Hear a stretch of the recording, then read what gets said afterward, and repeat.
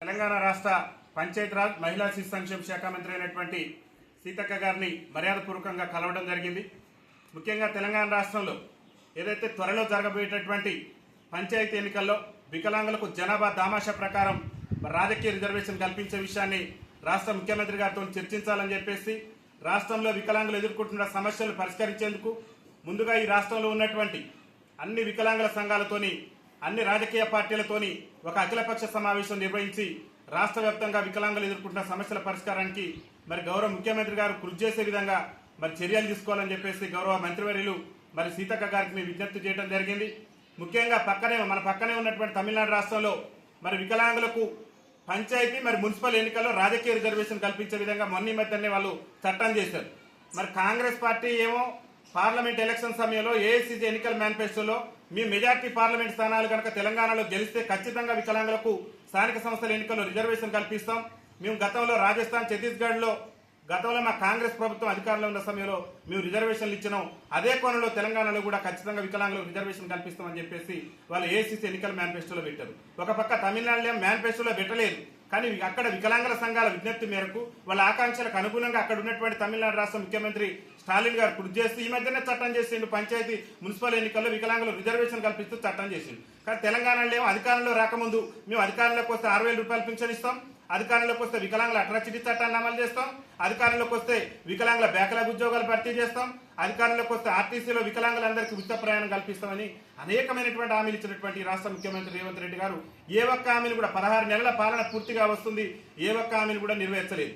ముఖ్యమంత్రి గారు ఈ మధ్యన అంటుండు ప్రభుత్వ ఉద్యోగ సంఘాలు మా పీఆర్సీ వాళ్ళు ఏదో సమస్య మీద సమ్మె చేస్తుంటే నన్ను కోసినా కానీ రూపాయి కూడా లేదని అంటున్నారు. ఇవాళ ముఖ్యమంత్రి గారు నేను ఏం కోరుతున్నంటే మిమ్మల్ని పోయాల్సిన అవసరం కూడా లేదు.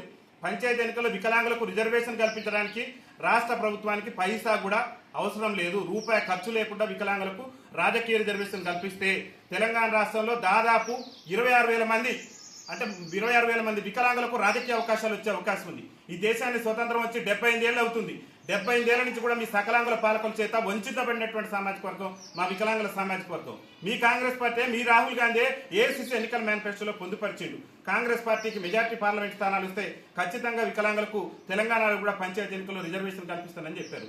ఇవాళ పూర్తి స్థాయిలో మీకు ప్రభుత్వం ఉన్నది, మెజార్టీ ఉన్నది. ముఖ్యమంత్రి గారు నన్ను ఘోషణ రూపాయి లేదని మీరు పోయాల్సిన అవసరమూ లేదు, మీరు ఇబ్బంది పడాల్సిన అవసరం లేదు, దీనికి ఆర్థిక వనరులు కూడా అవసరం లేదు మాకు. ఎందుకంటే మా రాజకీయ రిజర్వేషన్ కల్పించే అంశం 10 నిమిషాలు మీరు కేబినెట్ తో చర్చించి చట్టం చేస్తే సరిపోతుంది. ఈ చట్టం చేయడానికి పైసా ఖర్చు కూడా లేదు.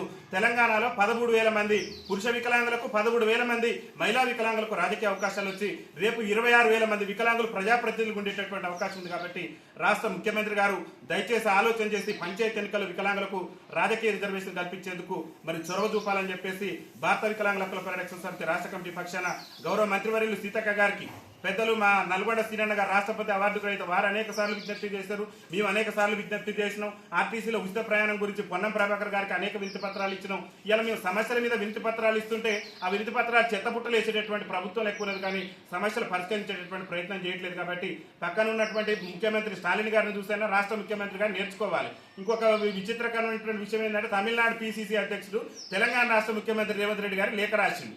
వికలాంగులకు పంచాయతీ ఎన్నికల్లో మీరు రిజర్వేషన్ ఇవ్వండి, మనం కాంగ్రెస్ పార్టీ చెప్పిందని చెప్పేసి తమిళనాడు పీసీసీ అధ్యక్షుడు రేవంత్ రెడ్డి గారికి లేఖ రాసినా కానీ ఇంతవరకు చలనం లేదు. పీసీసీ అధ్యక్షుడు మహేష్ కుమార్ గౌడ్ గారికి దగ్గరికి వెళ్ళి మా వికలాంగులు గోడు చెప్పినాం, అయ్యా ఇది మా పరిస్థితి, మీ ఏఐసీసీ ఎన్నికల మేనిఫెస్టోలో చెప్పారని చెప్పేసి ఆ మేనిఫెస్టోకి సంబంధించినటువంటి విషయాలు కూడా వారికి చూపిస్తే నీ ముఖ్యమంత్రి గారికి లేఖ రాస్తానన్నారు. ఆ లేఖ ఎడిపోయిందో ఆయన ఎడిపోయిందో కూడా తెలియనటువంటి పరిస్థితి. దయచేసి తెలంగాణ రాష్ట్ర పీసీసీ అధ్యక్షుడు వారికి కూడా చెప్తున్నాం, పక్కనున్న రాష్ట్ర పీసీసీ అధ్యక్షులు లేఖలు రాసి మన తెలంగాణ రాష్ట్ర ఇద్దరు తీసేటటువంటి ప్రయత్నం చేయమాకండి. మీ కాంగ్రెస్ పార్టీకి చిత్తశుద్ధి ఉంటే తక్షణమే పంచాయతీ ఎన్నికల్లో వికలాంగులకు రాజకీయ రిజర్వేషన్ కల్పించే విధంగా చర్యలు తీసుకోవాలని చెప్పేసి మేము విజ్ఞప్తి చేస్తూ, తెలంగాణలో కూడా వికలాంగుల మీద దాడులు పెరిగిపోతున్నాయి. ప్రతి గ్రామాలలో కూడా మాలాంటి నాయకులు కూడా చోటా లీడర్లు, రాజకీయ నాయకులు అధికార పార్టీ అని చెప్పేసి పెత్తనం జలాయిస్తూ ఇచ్చలవిడిగా కూడా దౌర్జన్యంగా ప్రవర్తిస్తూ వికలాంగుల మీద కూడా దాడులు చేస్తున్నారు. వాళ్ళ మీద కూడా చట్టపరమైనటువంటి చర్యలు తీసుకోవాలి. కేంద్ర ప్రభుత్వం 2016 వికలాంగుల హక్కుల చట్టం తెచ్చింది దేనికనంటే వికలాంగులు ఎవరైనా అవమానపరిచినా, కించపరిచినా వికలాంగుల హక్కుల చట్టం సెక్షన్ 92 ప్రాతిపదికన అనేకమైనటువంటి ప్రాతిపదిక కేంద్ర ప్రభుత్వం 2016లో తెచ్చింది. కాబట్టి ఆ చట్టం అమలుకు కూడా సీతక్క గారు చొరవ చూపాలని చెప్పేసి మేము విజ్ఞప్తి చేయడం జరిగింది. వారు కూడా సానుకూలంగా స్పందిస్తారని మేము భావిస్తున్నాం.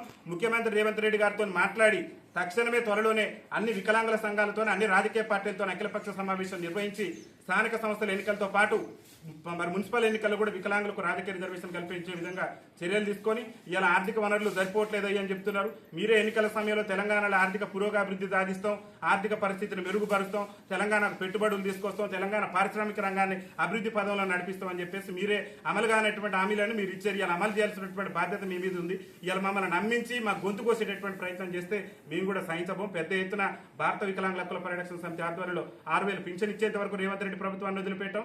ఆత్మగౌరవం కోసం రాజ్యాధికారంలో మాకు వాటా కల్పించేంత వరకు రేవంత్ రెడ్డి ప్రభుత్వాన్ని వదిలిపెట్టాం. ఆర్టీసీ మహిళలకు ఉచిత ప్రయాణం ఇచ్చారు. వికలాంగులకు ఇచ్చేందుకు రాష్ట్ర ప్రభుత్వానికి ఉన్న అడ్డంకులు రాష్ట్ర ప్రభుత్వాన్ని పెద్దగా వచ్చి బడ్జెట్ పడేది కూడా ఏం లేదు. కాబట్టి దాని మీద కూడా ప్రభుత్వం ఆలోచన చేయాలని చెప్పేసి విజ్ఞప్తి చేస్తూ ఈ అన్నింటినీ కూడా పరిష్కరించే విధంగా ప్రభుత్వం కృషి చేయకుంటే పెద్ద ఎత్తున భారత వికలాంగుల హక్కుల పరిరక్షణ సమితి ఆధ్వర్యంలో ఆందోళన కార్యక్రమాలు ఉధృతం చేస్తామని చెప్పేసి తెలియజేస్తుంది. వికలాంగుల ఐక్యత, వికలాంగుల ఐక్యత కల్పించాలి. పంచాయతీ ఎన్నికల వికలాంగులకు రాజకీయ రిజర్వేషన్.